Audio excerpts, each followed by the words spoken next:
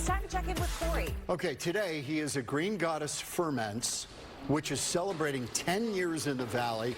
Now, earlier you had the, I don't know what you'd call it. It's like a fork shovel. Fork, yeah. Yeah,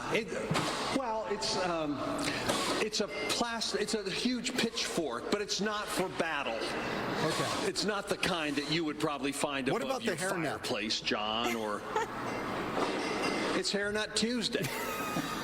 You know, I wear a hairnet every Tuesday, right? Wow. I miss those days.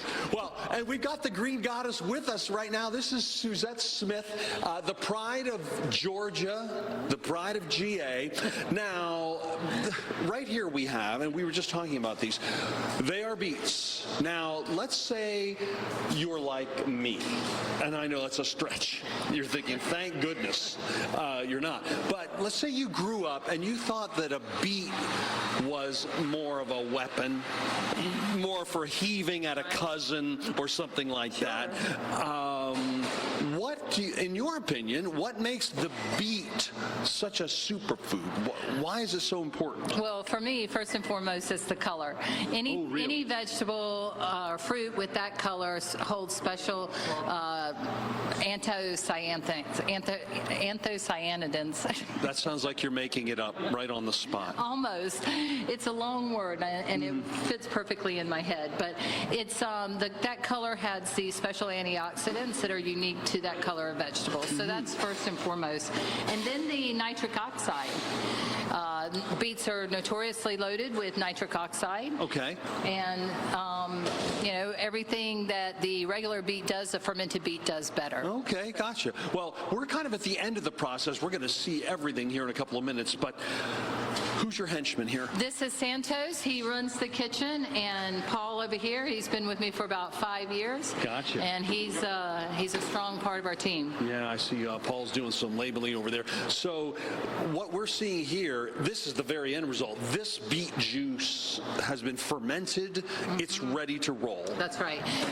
We process about 600 pounds at a time, and it ferments for at least 3 weeks.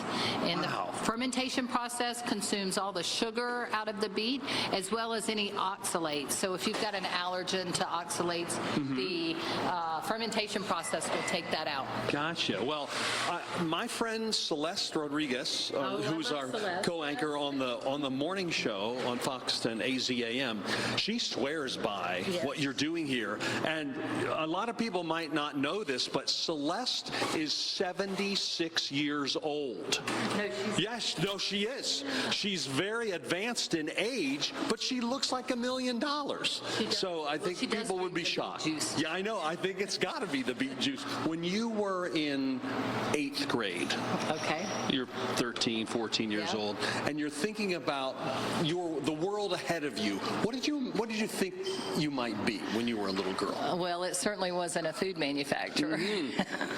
I knew I wanted to change the world in a way. Oh, yeah? Yeah. I think you're doing it. And I love the positivity in your shop here. It really shows. And would you say that the beet, and we're looking at beets right now, is this the heart of your operation? Would you say you're selling more products related to beets than anything else? Absolutely. We're the top seller on Amazon for the beet kvass. Really? Yeah. And what does the word kvass mean? K-V-A-S-S. It means sour vegetable. I found it dated to the mid-5th century in Turkey. Kvass. And my other people in my organization have found it older than that, but that's what I can. Okay, so these are not the raw beets. These have already been fermented for a bit, but hold that up steady and show Brian with his camera what we're talking about. They're still raw, but they're not as stiff as a raw right beet. Out of the garden. Yeah, right out of the garden. They're not as firm. So the fermentation process starts breaking that down. It gets the sugar out of the vegetable, and it starts making it a little bit more tender, and that's just breaking breaking down the cell walls of the vegetable. Right. All in time while it's creating probiotics. Got it. Well, as we take a look over here at that fermentation process, let's talk about the probiotics. And this is a word I had never heard of probably until 10 or 15 years ago, but that's me. You, I'm sure, have been at it longer. What's the importance of that idea? Well, we are a walking ecosystem where our bodies are actually more bacteria than it is human. Oh, boy. And some people more bacteria than others. That's I'm sure right. you've learned that. Yes, of course. But they say that the bacteria outweighs our human cells 3 to 1. So Wow. we are truly a walking ecosystem, and what you feed your system is going to affect your health. And that starts with your skin. Your skin's your largest organ. So lotion, shampoo, deodorants, all of those things affect your gut health, which is your microbiome. And Got that's it. your grand central station. Well, was it Socrates? Somebody said that all health starts in the gut or something along those lines. Yep, all disease begins in the gut. And you are what you eat, or let food be thy medicine and medicine be thy food. Got it. So we've known for a long time that what we eat affects our health. And eating fermented foods, whether it's sauerkraut, kombucha, kefir, kvass, or anything like that, will add a variety of bacteria to. Gotcha.